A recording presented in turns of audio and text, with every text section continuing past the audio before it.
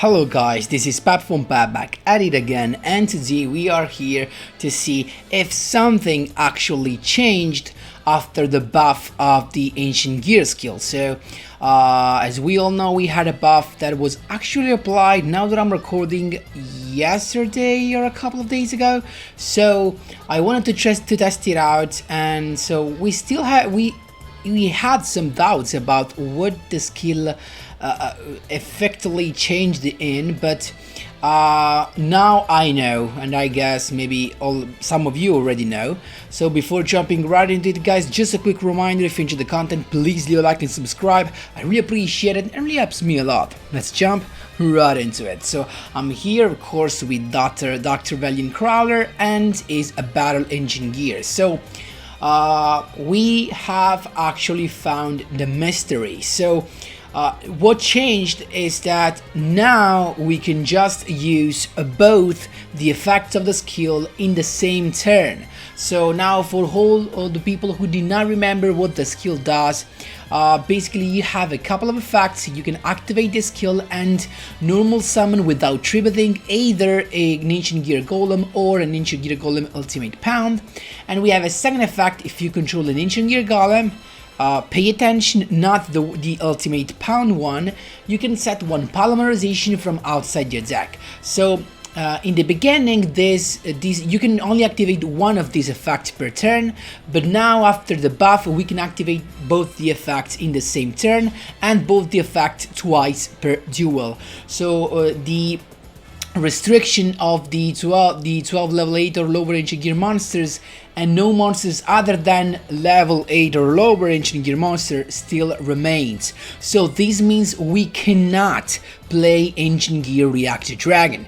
So why am I making a video about this? Did something actually change for this with actually this buff of the skill?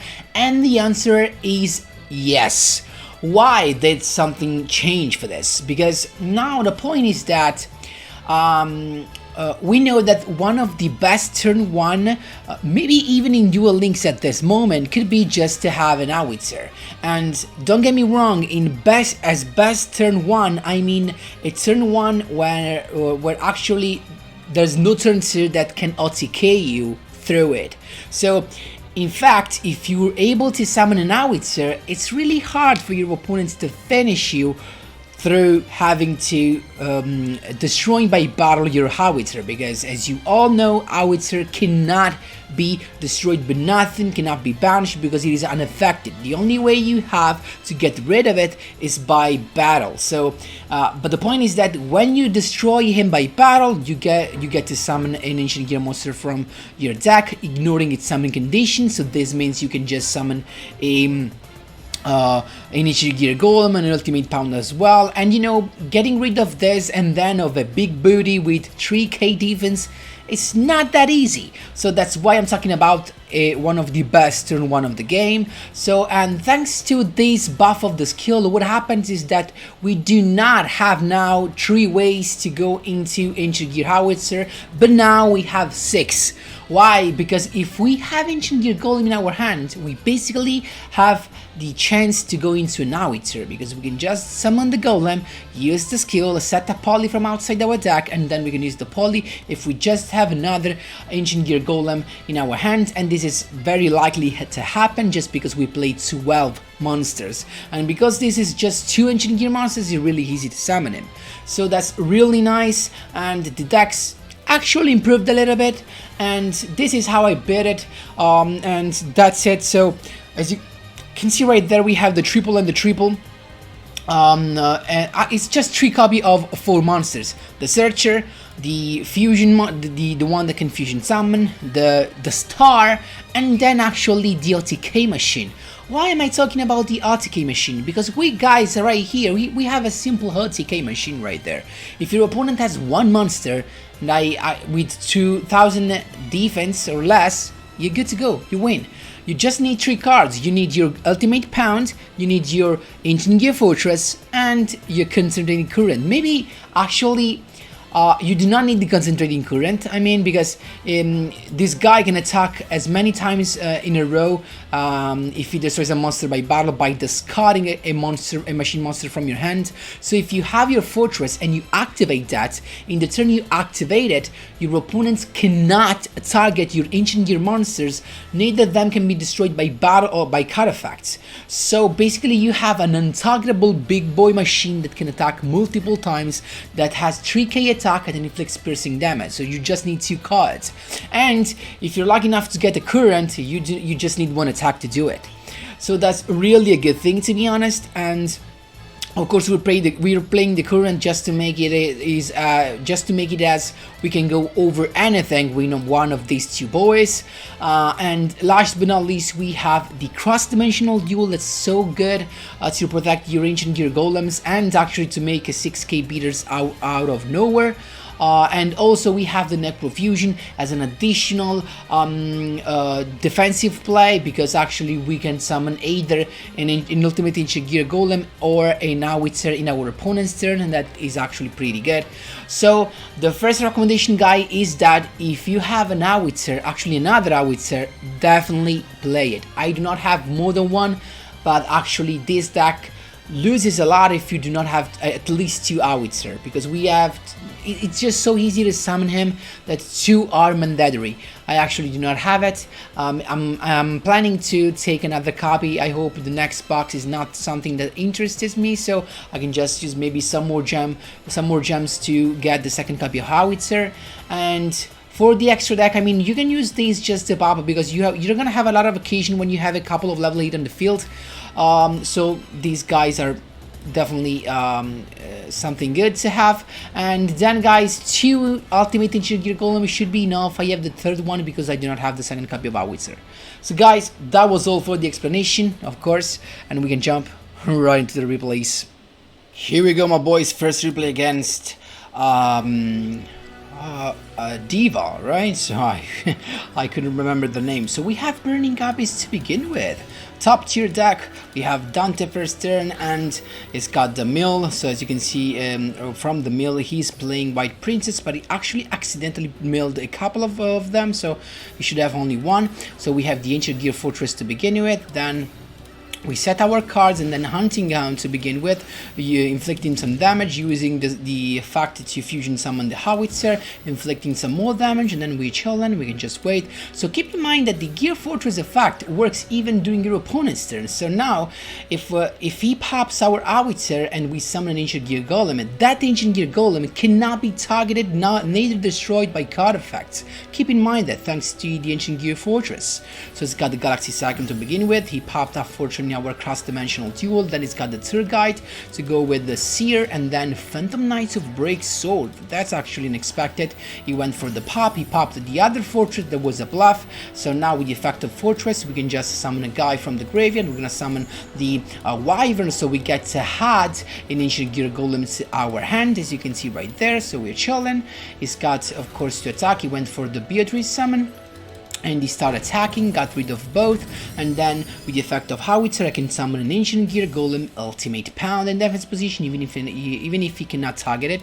So I got another one in my hand with the draw phase. So the effect to summon him, then the effect of the skill to have the poly, but I decided not to use it in the second moment. So if you do not want to use it, do not use the skill, because otherwise the poly just gets sent back to your deck.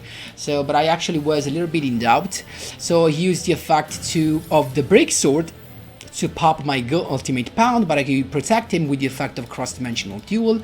Then he recycled his Rubich, and then the Galaxy Cyclone to pop the Fortress by using the Fortress effect to summon the Howitzer back again. He went with Seer Summon that was popped, so you could summon the Dante once again. At this point, yeah, I'm in a very good spot. So effect of Howitzer to inflict more damage, then start attacking with my ultimate pound, inflicting some piercing damage, and then as I went for lethal, I forgot he had a Kydroid. So we're not done yet, but we're gonna be soon. So we're gonna be done soon. As you can see right there, he went for the Rubich summon, and then another Burning Abyss monster to go for Virgil. So with Virgil, guess who is going to target?